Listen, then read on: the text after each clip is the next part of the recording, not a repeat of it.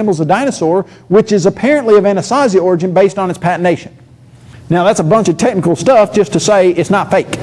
Patination is the buildup around the carving that is the desert varnish. He says, look, I'd like to say this is fake because it looks just like a dinosaur, but I can't say it's fake because it's just like all the rest of them. So, let me give you just another piece of information here. Now this is just free information. He says a Brontosaurus. You ever seen the Flintstones?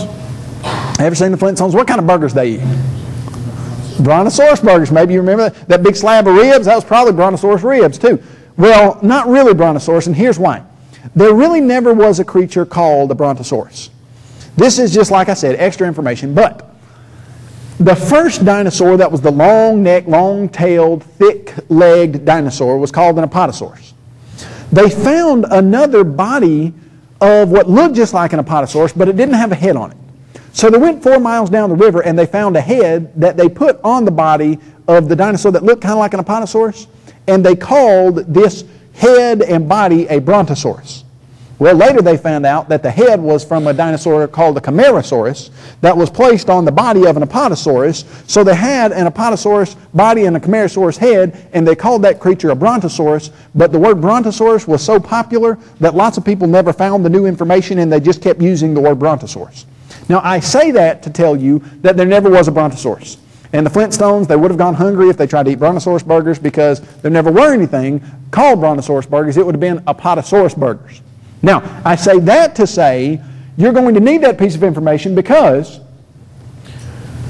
here is, this is just the quotes from the girl at the office there, at the Kachina Natural Bridge. She said, oh yeah, they don't want to. And then she said, well, it's too early to be a horse. Now, I put that one up there because does it look anything like a horse? Now, what she's trying to say is, well, you could call it a horse because this or that, but it was before horses were ever even around. The Anasazi Indians didn't have horses. They'd never seen horses, and so they were explaining that it was too early to be a horse. Well, thank you very much. Why in the world you would even make a statement like that, I don't understand, because it doesn't look like a horse at all. Now, watch this. Here, I love this statement right here. You know, some people think it's really a picture of a dinosaur, but they're crazy. All right, look, watch this. You take 1 million third graders from anywhere in this world you want, and you show them that carving, and what are every single one of them going to call it? A dinosaur. Why? Because they're crazy. Because they're loco. No, why? Why do you call it a dinosaur? Because it looks just like one. That's the only reason you call it one. It's not like we're the ones that are saying it looks like a dinosaur. I just showed you the two experts in rock art. That's why Eric and I went to the Kachina Natural Bridge, because there's a carving that looks just like a dinosaur, and it startles the evolutionist. Why? Because every single book that they've ever read says no human being's ever seen a live dinosaur, and that piece of information totally blows that out of the water. Now, I told you about the Apatosaurus, and here's why. What would help us understand that the Anasazi Indians could have seen this creature? If you found Apatosaurus bones somewhere close to the carving, whoa, guess what? Go 45 miles down the road to Blanding, Utah. Go to the Dinosaur Museum that is curated by Stephen Cherkas. You're going to need to know his name in just a minute, so keep it there. At the Dinosaur Museum, you're looking at the Apatosaurus hip fragments that were found right in the area. So here's what you've got. Anasazi Indians carving a creature that looks exactly like an Apatosaurus, and there are Apatosaurus bones right next to the carving within a few miles, so that you know that that creature once lived there and the Anasazi Indians could have seen it. How much more evidence do you need? Well, of course, we've got plenty more to show that no human being's ever seen a live dinosaur is wrong. We've got plenty more evidence for that. I'm going to make sure you see more of that. This is the Ta Prohm Temple in Cambodia. It was built, we know for a fact, undisputed, nobody even argues this, in 1187 AD by a man named Javarman VII for his mother in memory and honor of her. The temple has all kinds of carvings on it, hundreds, probably thousands, I don't know how many. This is a man by the name of Don Patton. He's a member of the church down in Texas. He helps with the website Bible.ca and allows us to use lots of pictures. He's a very generous man, helped us quite a bit. If you'll look at lots of these carvings, you can see lots of pagan idol worship and some things like that. And then you can see right here there's a column of carvings of animals. Looking kind of like salamanders. Got flat legs, long tail, maybe something like a water buffalo. Got horns, a thick body, small tail, and then there's this. Now we know it's from 1187. The first thing that you'd like to do if you're an evolutionist and you come to this, you'd like to say it's fake. Well, the problem is you can't say it's fake because above it there are 40 feet of rock that equal several tons of rock. Also, if you'll look at the black patina in the crevices of this carving, it matches all the rest of them.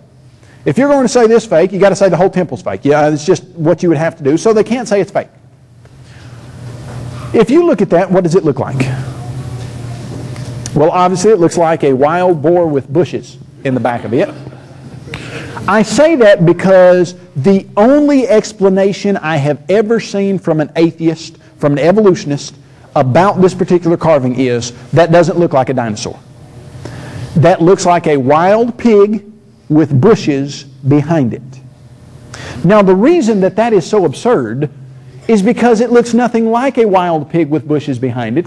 Now, could you identify that creature for me? You might could. I've had several people correctly identify it and call it a triceratops. Although it doesn't look much like a triceratops, it certainly doesn't look as much like a triceratops as that looks like a stegosaurus, does it? And yet I've had lots of people be able to tell me, yes, they think that's a triceratops. Why in the world would anyone say that this carving that matches a stegosaurus almost perfectly is a wild pig with bushes behind it? Well, because if you don't say it's a wild pig with bushes behind it, and you do say it's a carving of a dinosaur, then that means in 1187, Javarman VII carved something in his temple that matched a stegosaurus virtually perfectly, and we didn't start digging up dinosaur fossils till 1822. You got a problem there, don't you? That must have meant that human beings, oh yeah, human beings saw live dinosaurs. You see, that is not a scientifically untenable idea. In fact, historically speaking, if you're going to look at all the evidence, you're going to see that that is a true statement. Now, some people have said, well, you know, the stegosaurus head is a little smaller than the carving. Well, hold on just a second. Do you know that on a regular basis, museums have to redo their entire dinosaur exhibits because they had information that was wrong about dinosaurs? In fact, just recently, one of the largest dinosaur exhibits in the world redid their entire dinosaur exhibit, and they said, you know what, in 20 years we might have to do the same thing because our information about dinosaurs changes that often. So who are we to say we know more about stegosaurus skull anatomy than anybody else in the world? And secondly, if you were to go to this creature right here, stegosaurus, and then you were to look at this little guy. Now for all you little kids in the audience, I got to break something to you. When I was a little kid, yeah, I would go to the store and I would get stuff like this. It's in one of those little eggs that you soak in water, and it says it's going to grow 400% its size. Now, when I was a little kid, I thought 400% meant 400 times its size, and I thought that that little egg creature was going to get as big as my mom's car. And I thought, wow, I cannot wait. I'm going to soak this thing, and I'm going to have something I can put in my room. I'm going to be able to play on it and crawl on it. This is going to be great. And it would go from about that big to about this big. And I just kept waiting. And I just was watching it thinking it's got to get bigger than this. And then finally someone explained to me that 400% is only 4 times bigger than it is. So in case you're wondering, why don't they just put 4 times instead of 400%? But 400% just looks like it's so much bigger, doesn't it? Well, 4 times, this is one of those creatures you put in water and he hatches out of an egg. What did the manufacturers of this little figurine want you to think that this was? Stegosaurus, didn't they? Does that head look a little bit larger in proportion than the real Stegosaurus head? Sure. Do you see spikes like that on its tail? No, there are no spikes like that on its tail. It does have the spikes on the back. The people who manufactured this figurine, what did they want you to think it was? Stegosaurus. Does anybody mistake this for a wild pig with bushes behind it? No one does. Never seen it identified as a wild pig. Why in the world would someone mistake this for a wild pig that you wouldn't? There's only one reason. If all your life, every single book that you had ever read said no human beings ever seen a live dinosaur, then you have to somehow get rid of the evidence that proves otherwise. Because the truth is, there is a host